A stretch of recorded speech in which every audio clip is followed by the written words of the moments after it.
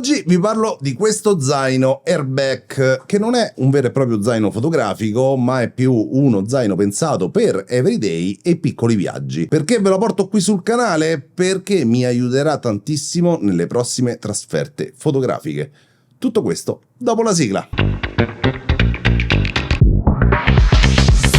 Ciao a tutti ragazzi, benvenuti in questo nuovo video. Sono stato contattato da Airback per poter provare in anteprima il loro nuovissimo zaino. Come vi dicevo nella intro, se ve lo faccio vedere così, sembra un normalissimo zaino per poter riporre il nostro notebook o quello che ci serve durante la giornata per poterla trasportare. E questa cosa mi fa veramente impazzire, nel senso, a me piacciono gli zaini che siano neri o comunque colorati, ma che non abbiano chissà quali scritte, chissà quali cinghie, chissà quale cosa che non mi fa impazzire.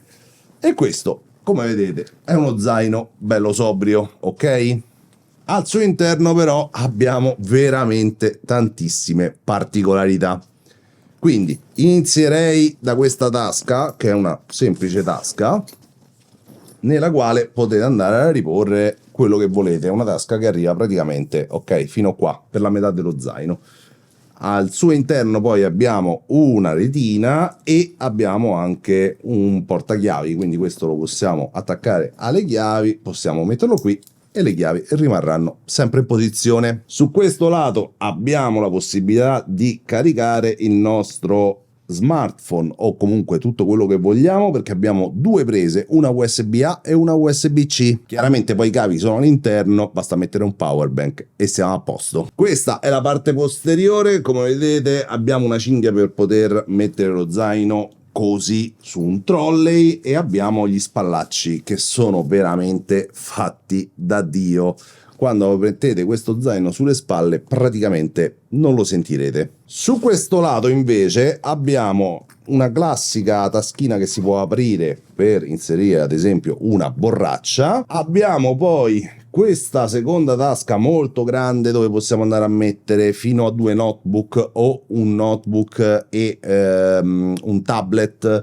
Ci sono veramente infinite tasche. Aspettate che lo apro. Ok, vedete com'è fatto? È veramente enorme. Qui ci potete mettere un notebook, qui ce ne potete mettere un secondo.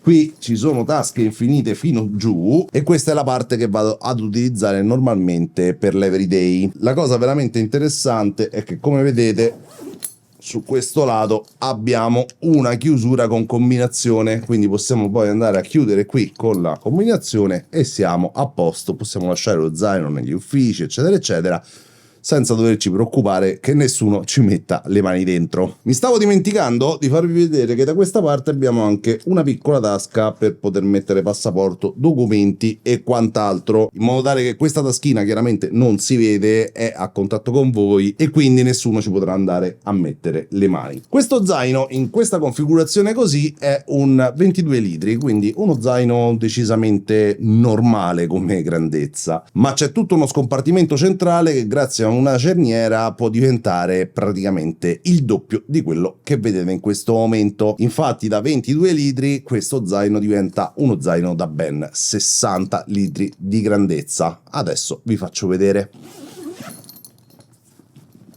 Questa è la massima apertura dello zaino, che come vedete diventa sicuramente molto più grande rispetto a prima.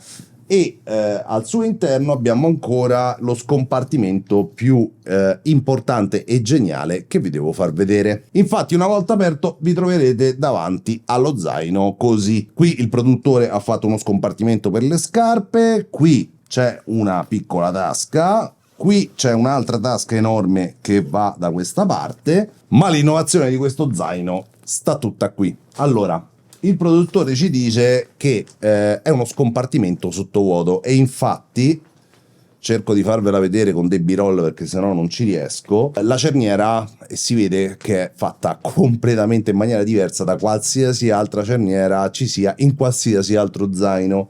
Quando voi andate a chiudere la cerniera, l'aria rimane imprigionata qui dentro, infatti se vedete si muove tutto, ok? E poi abbiamo da questa parte una entrata barra uscita per l'aria. Infatti con la pompa dedicata noi non facciamo altro che andare a togliere l'aria una volta che chiaramente ci abbiamo messo i vestiti. Andiamo a richiudere e avremo tutto uno scomparto di vestiti sottovuoto. Per parlarvi di questo zaino volevo però andarlo ad utilizzare sul serio per capire se fosse interessante o meno questa feature che ha appunto questo zaino. Quindi a Natale sono andato a trovare dei parenti a Verona e in quel viaggio ho portato lui come se fosse stato il mio trolley. Ragazzi, è veramente una figata atomica.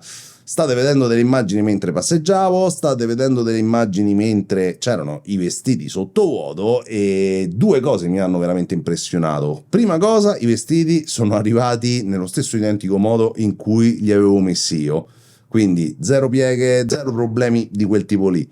Seconda cosa, chiaramente sono andato per una notte, quindi non è che mi sono portato chissà quali vestiti, però mi sono portato due di queste felpe veramente grosse. E una volta messe in quello scompartimento lì sono andato a togliere l'aria e praticamente avevo lo zaino completamente libero. Io con lo zaino anche solo tutto chiuso, quindi da 22 litri, avevo tutto quello che mi serviva: drone, tutti i caricabatterie, la Insta360, i vestiti chiaramente, il computer e tutto comunque quello che mi è servito per un giorno in uno zaino solo da 22 litri. Questo è uno zaino perfetto secondo me per 2, 3, 4 giorni massimo, e se riusciamo a mettere i vestiti dentro quello scompartimento lì andiamo a togliere l'aria e avremo veramente tantissimo spazio a disposizione. In più la cosa bella è che poi arriviamo in albergo, togliamo i nostri vestiti, lo zaino lo facciamo diventare da 22 litri, quindi piccolino, semplice eccetera, ce lo portiamo sulle spalle e ci possiamo trasportare le cose che poi ci servono durante il giorno.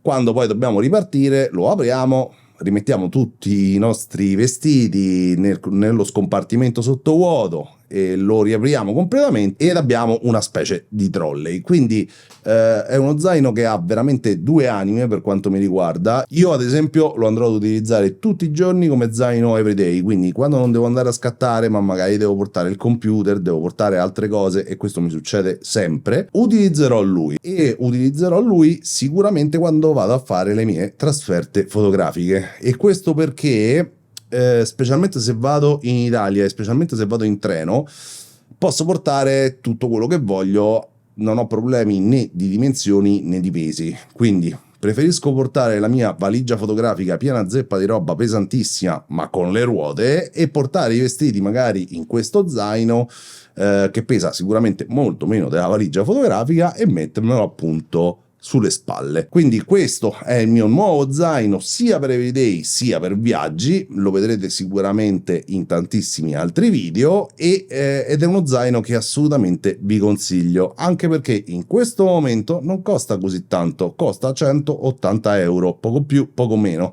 Vi lascio qui sotto il link del produttore, voi andate a dare un'occhiata e il consiglio che vi do è: se avete bisogno di uno zaino del genere, mi raccomando, non potete non comprare anche questa che costa una trentina di euro. Si ricarica tramite Type-C ed è una pompetta per togliere l'aria, né più né meno, però è veramente una roba geniale insieme a quello zaino lì. Va bene ragazzi, penso di avervi detto tutto. Voi fatemi sapere cosa ne pensate con un commento, se avete delle domande fatemele qui sotto e noi ci vediamo al prossimo video. Ciao!